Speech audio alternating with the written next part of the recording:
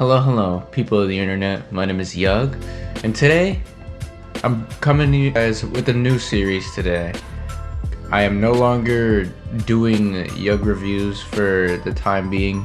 Yug reviews are being put on temporary hiatus because I just don't really like the style of reviews because I don't think it reflects how I really feel about a lot of games and other things and whatnot.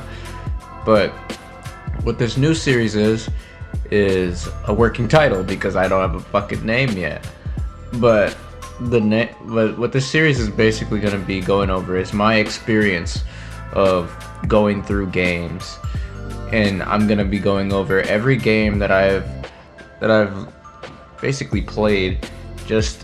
Not every game that I played, the games that impacted me very much through my formative years. Well, not even just my formative years, up to currently. And my series is basically on how games affected me throughout my life. So, without further ado, I'm gonna start with the first game on this list. Alright, so let me go ahead and set the scene.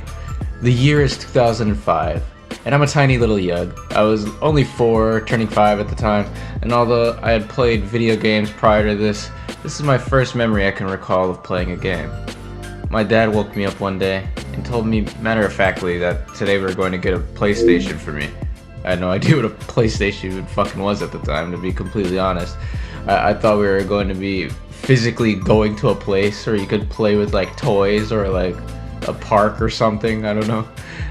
And on the way to the store the entire time I was just lost in my imagination, just constantly wondering what else could possibly be in my PlayStation.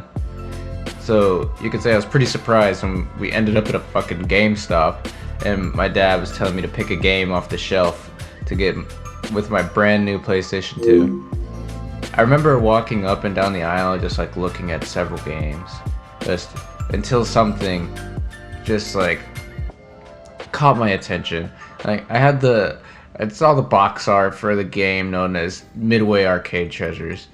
It said on the box that it had like 20 games in it, and I fucking just was laughing to myself mischievously, like, as I broke the rules a little bit by getting a game that it was more than one game. My dad told me to get a game, and I technically just got 20. But I pulled it off the shelf, and that was it. I didn't know at the time how that decision would change my future. And it did in kind of a big way for me personally. Like, as a kid, I fucking loved dinosaurs. So it only makes perfect sense that the first game I'd latch onto is an interesting, like, little fighting game known as Primal Rage. A game that I now explain to my friends is basically Mortal Kombat with dinosaurs. Because they let you play as T-Rexes and like a Velociraptor, which I fucking love since I like was a huge fan of Jurassic Park. Well, I wasn't even a huge fan. I just watched that movie and I was like, I love dinosaurs. They're so cool. So I was probably watched that movie 100,000 times as a kid. And then I would use the dinosaur known as Sauron all the time because he had purple stripes, and that was my favorite color at the time. So yeah, you could say that I connected to this game in a pretty big way. And so my personal narrative of the game that would come to define it within my life began. The experience of Primal Rage. I would wake up every morning that I didn't have school and would pester my dad until he was willing to hop on and play with me. I'll play with him using my favorite character, and I was prepared to go all in and use everything I had to kick his fucking ass. But what I wasn't prepared for at all was losing. Around this time I was struggling really hard just to hold the controller correctly and press the buttons that I wanted to press. My gamer muscle memory hadn't even started to establish itself yet. Meanwhile, my dad was a grown-ass man that had played some video games in the past and had a good sense on what he needed to do. Needless to say, I got my ass fucking handed to me. Hey, look at me! Are you scared?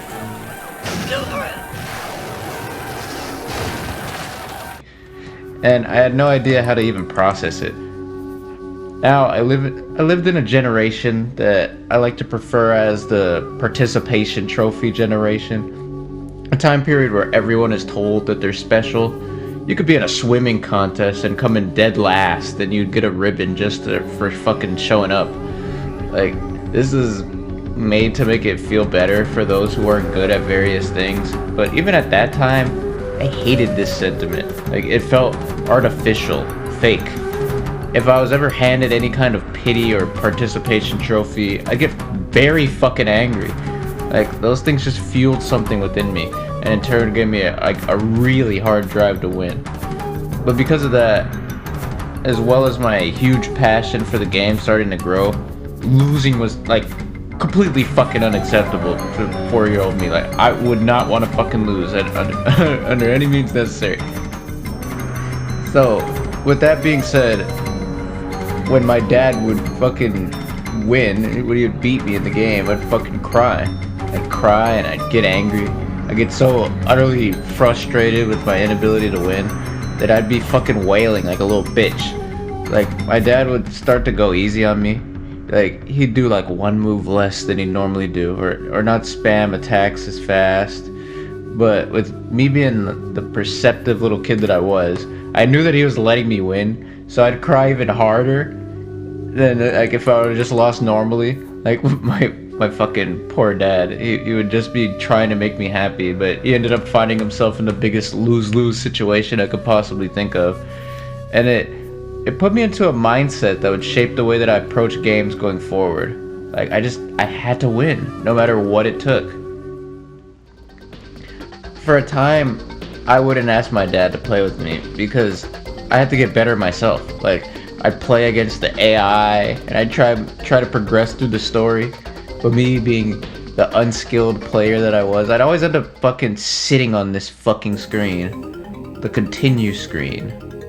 The screen that fucking haunted me during my time playing this game. The visual depiction in my mind that I wasn't getting better. That my efforts were fucking futile and that I was destined to continue losing.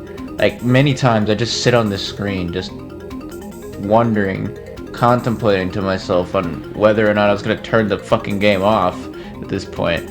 Sometimes I even would. But the times that I didn't were the ones that were truly special. Like, I played over and over, tried my best to find something that worked. Something that would give me the edge and give me that beautiful fucking win. Until, for the first time, I found it. With my philosophy in play of winning no matter the cost, that inadvertently meant that I was perfectly okay with spamming attacks. Like, shitting out the same move repeatedly until my opponent had no choice but to lose. And I employed this tactic to the best of my ability. I was absolutely fucking annoying with it too. Like, I challenged my dad and I would use an awful fucking series of sweep attacks that would, like, it would cut him off from really just doing anything. Like, he couldn't even, like, do, like, any wake-up attacks or anything. And, like, neither of us were really aware of how to block in the game, so this strategy seemed pretty airtight. That is, until my dad found out how to do it back. So, I to this day can remember how fucking appalled I was when I felt my dad adapted to my shitty tactic. Like, I felt the brutal unfairness of what I've been doing to him, like, the whole time, and I really didn't like it. Like, I was way too upset. Like, my tactic had been stolen from me, but even worse than that, I was fucking losing. I was like, the music and the image of that goddamn continue screen were flashing in my mind. But I wasn't done. I was determined to keep finding new things. Even if I'd lost, like, right now, I didn't want that loss to be permanent. I had to make up for the losses that I'd accrued. So I continued at it. Like, along the way, I discovered new things, like special moves and, like, the strengths and weaknesses of various characters. All the while, as I did, I was forever facing the dread and thoughts of inadequacy caused by that fucking continue screen every time things didn't go the way I hoped. But after a while, my views on it started to change. No longer did I see it as simply the stupid screen that told me that I suck, but I started to view it as a challenge to overcome. probably what it was originally intended to do to begin with, but my thoughts went from, should I continue? To, what the fuck kind of question is that? What kind of question even is that? Like, of course I'm fucking continuing. And then I tried my hardest to improve at every opportunity and learn new ways to win. I played the game quite often now, so I was becoming more used to matchups with different characters. And for the first time, I had a plan for how to win.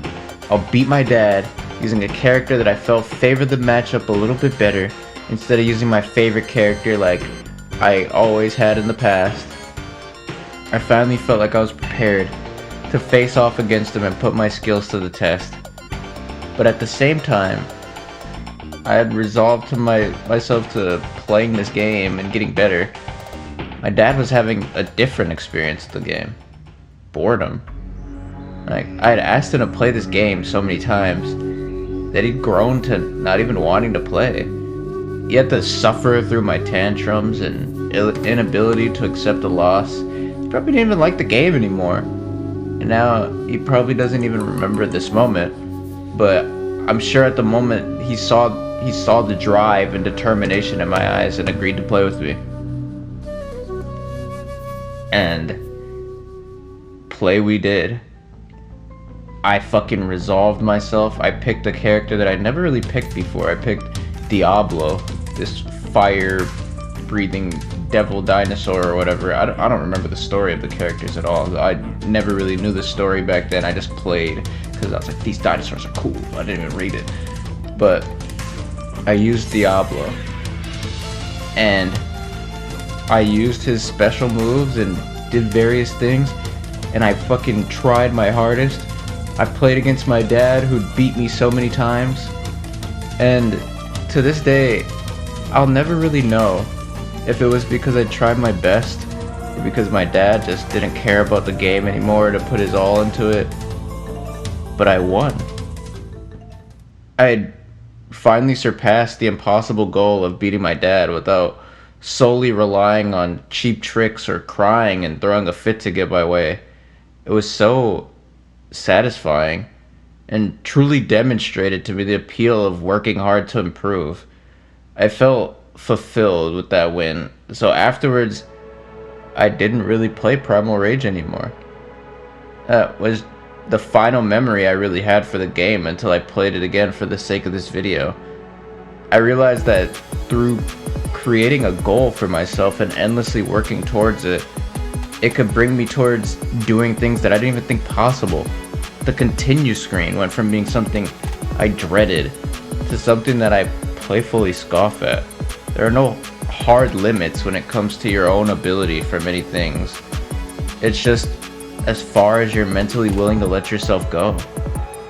And once your goal has been met, you can be free to create your next goal and pursue that as well. The willingness to fail sometimes in order to create a situation where you could truly win. This was a lesson that I sometimes forget about, but try to remind myself as much as I can. And that's a lesson I might have never grasped in the same way if it wasn't for this fucking game. Just a shitty fucking Mortal Kombat with dinosaurs. It's just something that I never would have learned without having my experience with Primal Rage.